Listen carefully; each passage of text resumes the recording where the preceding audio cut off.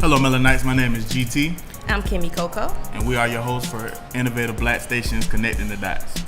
So this week, we're going to dive into a couple of different things. First of all, you hit me up and you were telling me to check out this interview with Meek Mill, was it? Mm-hmm. Meek Mill went completely bananas and said something that I don't think was that big of a deal. So tell them what happened, Well, me being from Florida and having a better perspective of it, not only did Meek Mill make those comments, his comments were taken out of context.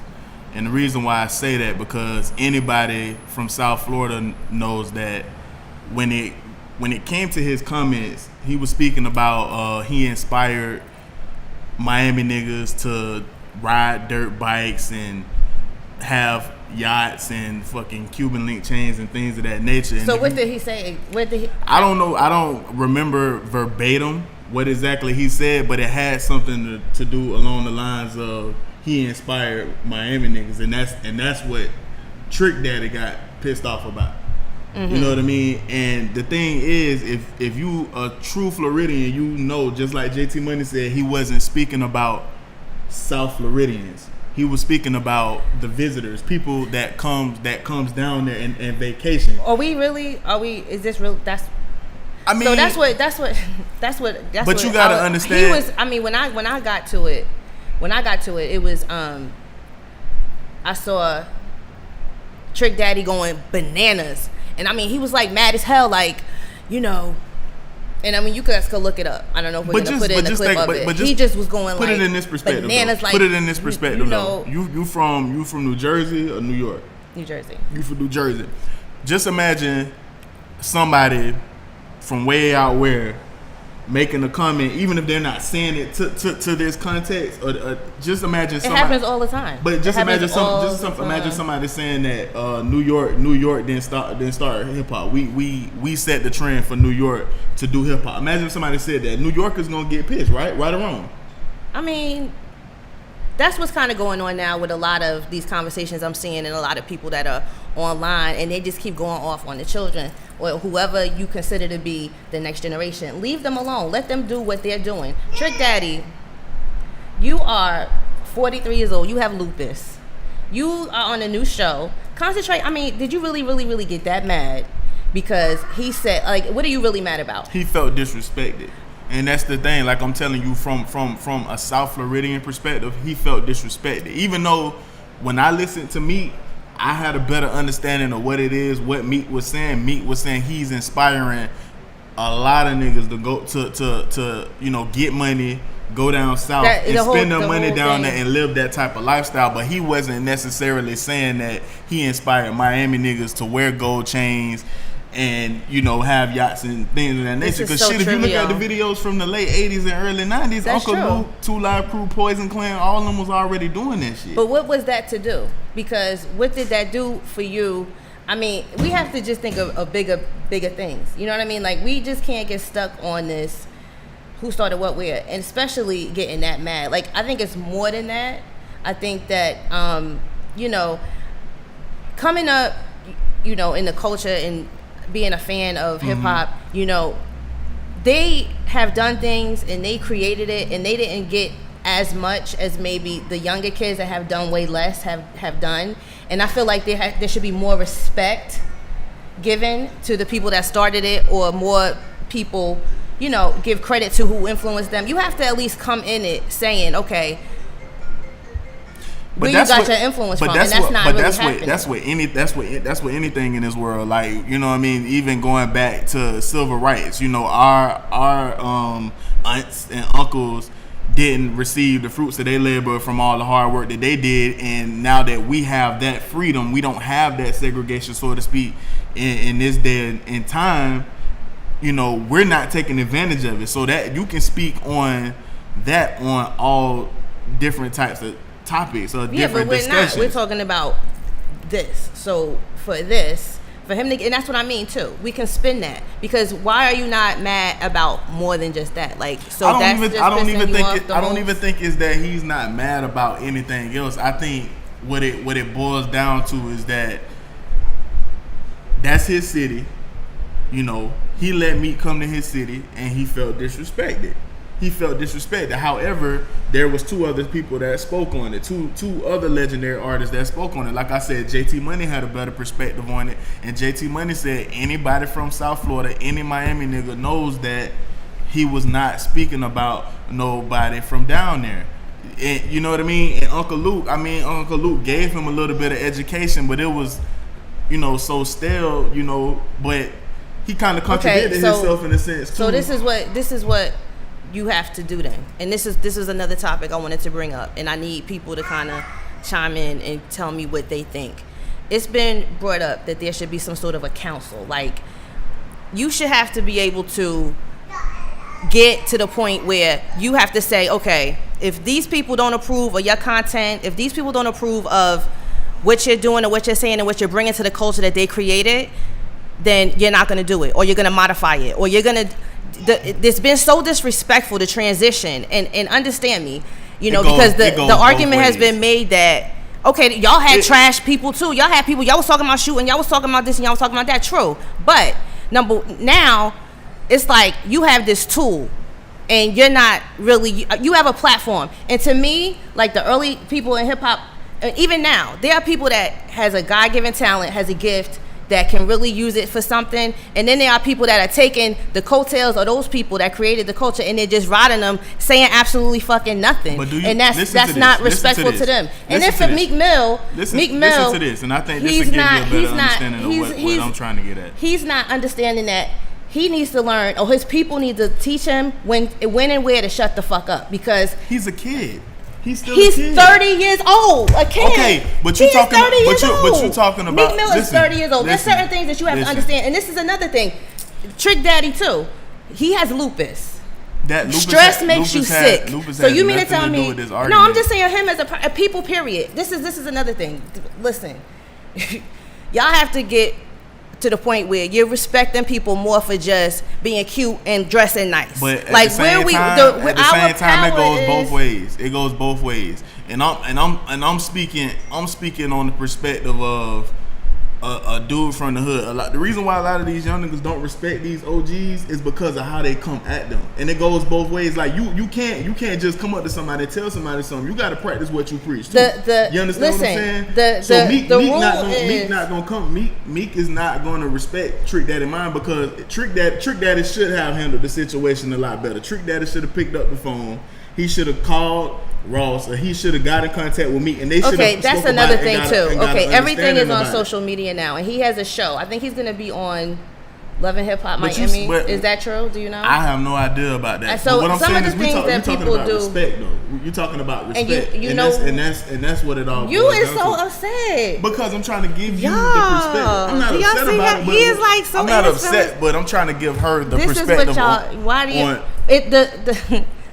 Did you ever hear somebody say respect your younger people?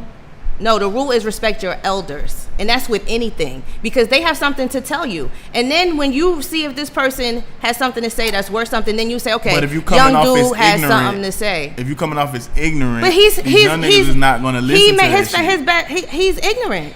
But that's what y'all like. Y'all like ignorant, right? I mean, the reason, not saying he's ignorant like he's ignorant. I'm not. Everybody is y'all, and y'all have to understand this about me. Everybody is y'all. I just say y'all, and people take offense to y'all, but I don't mean nothing by it. Everybody in the world is y'all. Like y'all's president is Donald Trump. I just say y'all because everybody is y'all. Whoever it pertains to, because I don't know who, but y'all means whoever it pertains to, and everybody knows a y'all. So anyway, I'm not saying he's ignorant like, oh, he's ignorant. I'm saying the way he is and the way he comes across and the words he uses and the person he is why y'all like him, right? You don't like Trick Daddy because he made a couple of songs, he was telling y'all he spit knowledge or whatever, but you're talking about somebody that was raised by his father, who was a drug dealer, who came up and, was back and forth in jail. He's sick. He's getting to the point where, him being sick has nothing to do with this argument. We trying to connect the I'm dots saying, on as why far him as and Meek we going talking through about it. where this man's priorities are, where his mind is. The reason why him and Meek, listen, the reason why him and Meek are going through it is because it's a misunderstanding. But they're not going through anything. He said what he said, and that was on the internet. Everything was on the internet, and that's what I'm saying too. Like, our energy as a people goes towards too much stupid shit for me. Who gives a fuck? You're absolutely right. I mean, at the end of the day, but I'm putting it. He said something to him. He said something to him. He's not gonna care. He, you know, and that's gonna be the end of it. Because the matter is, Meek and Trick need to have a phone conversation, and that shit need to be dead. I understand where both sides is coming from. I think it's real ignorant, like you say, and it's petty. Because it ain't about no money. Ain't nobody getting no money off this situation. Trick Daddy not dropping the book. He not dropping the album. Okay, stop. That's where I'm gonna stop you, because that's my point. Exactly. Nobody's getting paid. Did you create motorbikes? Like, what are y'all really arguing about? Did you create the beach? Like, the whole shit is stupid. We used to ride bikes. And then he's at the airport talking about his private jet. But what was that about? And that's why you are worth $100,000. You making millions of dollars. You're young in the game.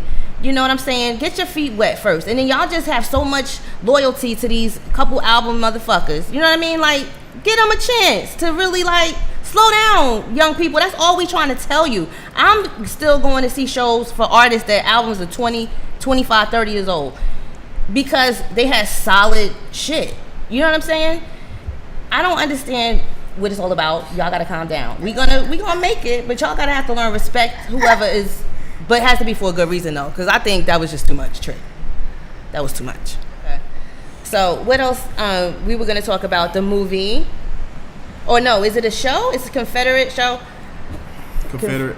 Yeah, on basically HBO. HBO has a show called Confederate that they're working on. The actual creators of Game of Thrones is behind the show, and basically the plot that is taking place is in as if the southern states defeated the Union and slavery still exists. And HBO has been receiving a lot of backlash for that show. And the CEO of HBO said that he is behind his creators. Okay, so 100%. this is what I got on USA Today. Last week's announcement of Confederate, which imagines a successful southern state succession and the continuation of slavery to the present. So it got backlash for having that whole situation come up. So right. It says, this is USA Today. It says HBO's mistake was that we will be able to announce an idea that is so sensitive and requires such care and thought on the part of the producers in a press release. Okay. So it wasn't the CEO. It was Casey Bloys, the actual president of HBO, that made the comments on there. And verbatim, he said, "The bet for us is our talent. We have a long history at HBO of betting on our talent, and we're going to stand behind them. These 4 writers are at the top of their game. They can do anything they want. But this is what they feel passionately about, so I'm going to bet on that." So are they black, the people that are doing the show? I honestly have no idea. Well, I know we need that, to look it up on your phone. Who's the producer? I know that they are the what's their names? creators of Game of Thrones. It's D.B. Weiss and David Benioff. The other 2 writers, I did not get the names of them, but those are the 2 that I did do my little research on. All right. Well,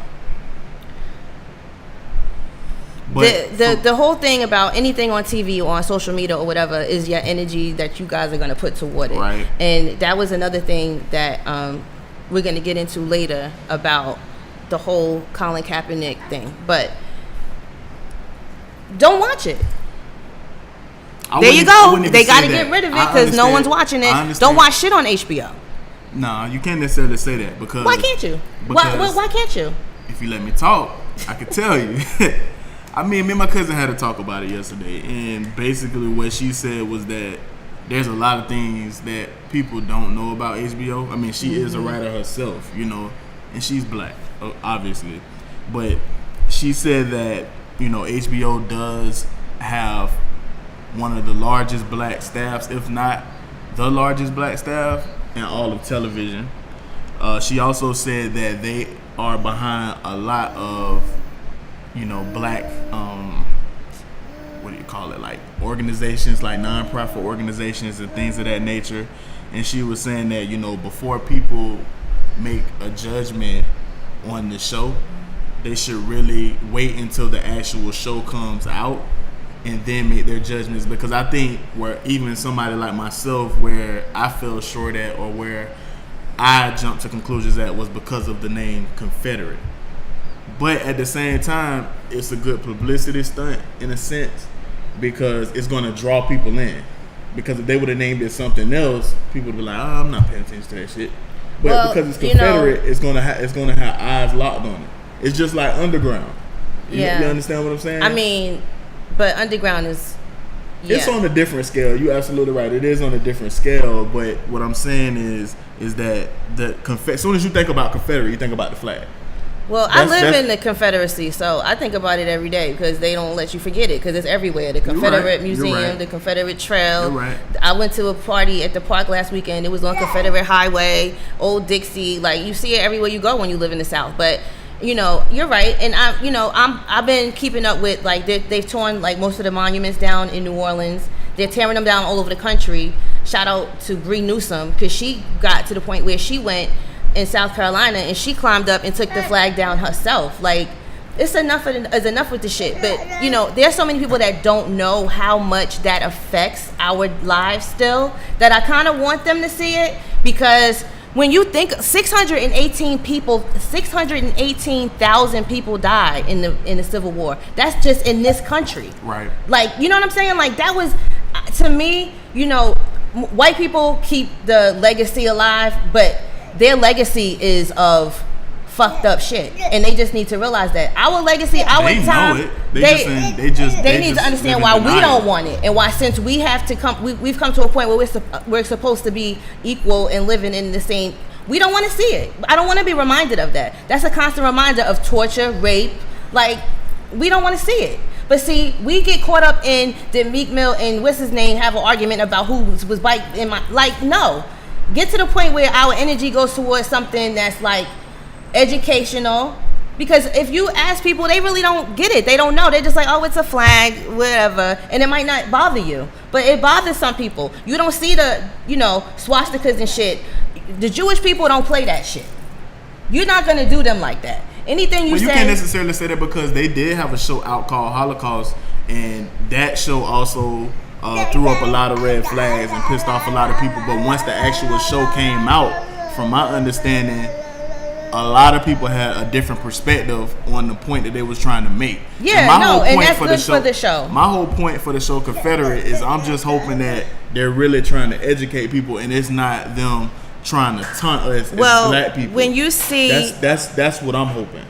That's what I'm hoping. I'm hoping it's not just about, slaves and us getting our ass whipped, and getting hung and shit of that nature. I want it to be an educational reason. I'm actually going to check it out. I wasn't at first, but I'm actually going to check it out. I'm going to see, what's going on with the show. And I mean, if I feel like it's nobody's gonna watch it, because even when it's on the side, I'm gonna watch it. I'm gonna educate myself. Even when it's on the side of black people, like whenever anything has to do anything during that time period, black people say, why is it always something? A lot of people didn't watch Underground. A lot of people didn't watch a lot of those shows that just was during that time period, because they were just like, why is it always, we have to be slaves? Like, why don't they show black kings and queens? So people are kind of like over it.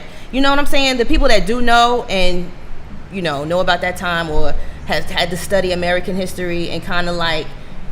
But do understand, too, that a lot of these shows are based off books. Yeah. And they say the best way to hide shit from a nigga is to put it in a book. So if you don't educate yourself, if you don't have an understanding on a lot of this shit that's going on, then you're not going to know. You understand what I'm saying? And you're right, we do get caught up in a lot of the ignorant shit, because that's what draws our attention. But if you live here and you've been here your entire life, and one of the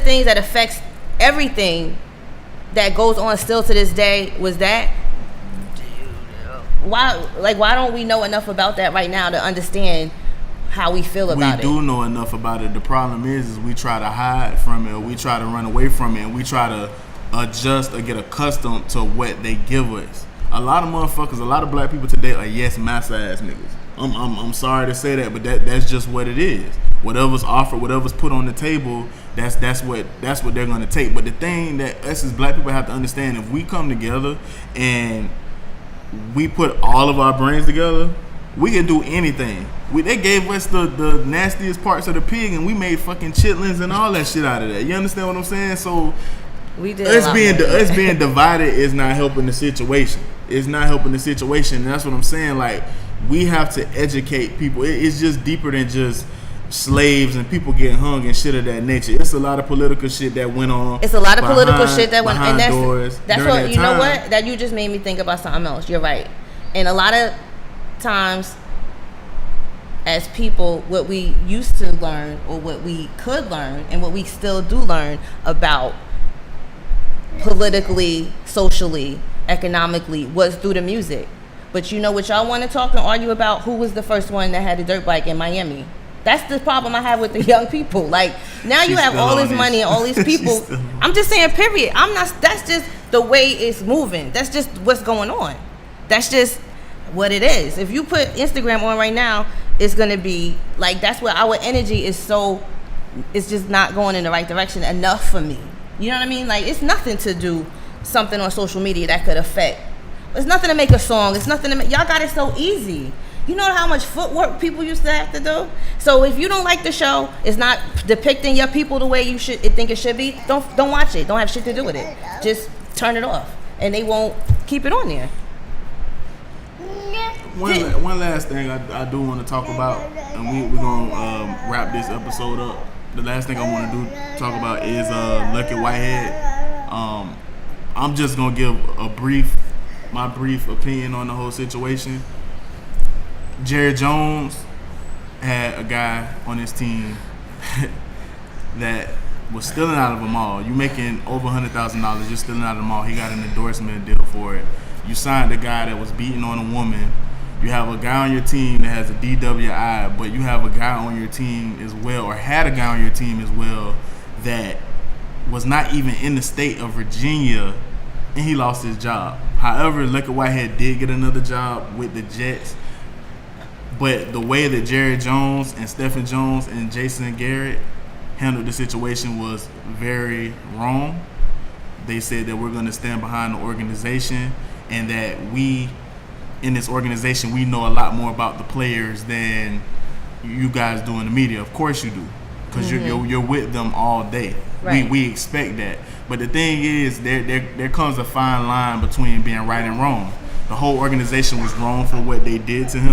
He shouldn't have lost his job, and I don't blame him. Like, now in the media, they're painting it as if the Cowboys cut him, but in reality, if a lot of people paid attention when the shit first hit the fan, he actually did not want to sign back to the team per himself and his agent, because he said he told them the truth. He said they felt like they lied to him, and he felt like they turned his back on him. So the media painting this picture that, oh, he just got cut, we're not going to bring him back. That's not the truth. The truth is Lucky Whitehead did not want to sign back with the Cowboys, and I damn sure wouldn't want to sign back with a team that does not believe in me, especially if I was nowhere near it and I have not been in the public eye for any matter. And that's where I'm going to leave that at. I also want to give a shout out to a Facebook friend of mine named Nina Ross. She did have a stroke not too long ago. I did tell her I was going to shout her out on the show. She's recovering. She's starting to walk again. She's starting to, be able to feed herself again. So shout out to you, Nina. So, okay, so the dude got another job now. He's good, right? Right, he is good. But that's another place where I think we just put entirely too much energy. Like, I understand that 70 to 80% of the NFL players are black, right? Mm-hmm. But when are we gonna say, if y'all don't stand for us and what we believe in, or if you don't have the back of your, whatever your situation is, we're not gonna watch. We're not gonna do it. You work 40 hours a week, right? You have 2 days off as an adult. I don't know. A lot of people do. I mean, maybe it's just me because I'm not rich yet. Maybe, but anyway, you work 40 hours a week, right? You work 40 hours a week. You have 2 days off, Saturday and Sunday. If that. Some people work more. You travel, whatever. The whole Sunday, men sit there and watch football. The whole Sunday. And you expect us to not bother y'all, say nothing, whatever, for the whole Sunday for football. Then Monday, the whole day you're going to talk about football. Tuesday, you're still going to talk about football. It's going to go on for months. What if you talked about half of that time, not even the whole time, community, active, anything, something productive. Like black people have, the people that did it before, like the athletes that did it before, like when Muhammad Ali did it, he said he wasn't going to the army. We want everything, but we don't want to give up anything. He gave up his, people were giving up their freedom. Like, to me, we're not serious enough because you'll give up your freedom away for a fight over the fucking football team. In our defense, I understand where you're coming from. In our defense, we don't have a choice anymore. It's like, you know, that's our passion. It's just like with baseball. If you do your history on baseball, you know, African Americans, we ran that shit. We had Cool, Papa Bell. We run everything. We had Satchel Paige. Yeah, we run every sport. And they stole that from us. You understand what I'm saying? So now it's getting to a point where we don't have a choice. Well, I'm glad Ice Cube started the Big Three. I'm and I hope that's what I want everybody to understand. There's a whole group of people that are between like 35, 45, 50, whatever. It's like y'all black people as a culture, y'all want to act like we don't exist. You know what I mean? So I'm so glad that, you know, after people get out of the NBA, like what? Like average NBA player 35, plays about 40? 5 or 6 years. They may go overseas and play a couple but then years. So they still average. could play maybe, but they just aren't tip top. Look at Stephon Marbury. I mean, right. But the whole 15-year career. That's the same with hip hop and anything in the black culture. Like, we need our space, and that's what we were going to talk about too. Joey Badass, and there's been a couple of people that have brought the point, like maybe there should be some sort of an elder council or in subgenres of hip hop that when they say hip hop, they're not just throwing everybody into the same pot and making you figure it out on your own. Like if there's a hip hop party or show, whatever, and it says hip hop and you show up, you might not be into that genre because there's different energy that comes with each genre. I agree. You know what I'm saying? Like I might, I want to turn up. You know, I just want to. You have to. Some people are to the point now where they're so woke, spiritually awakened, whatever you want to call it, that energy just doesn't fit for them anymore. You know what I mean? I absolutely agree. There has to be somebody that does something. So next time we're gonna talk about and ask people their opinions, and we're gonna take a vote. Who do you think, if there was a council of hip hop people, who you think should be on it? That'll be something good to put up on social media tonight. Follow me at GrindTime561 on Instagram. And I'm Chocolate Girl Wonder on Instagram. Chocolate GRL Wonder. Make sure y'all also watch our sister shows, Samoa's Top 5 Countdown, as well as Inside the Industry on the Innovative Black Station. Yes. This is GT and Kymmy Cocoa signing out. Y'all have a good night.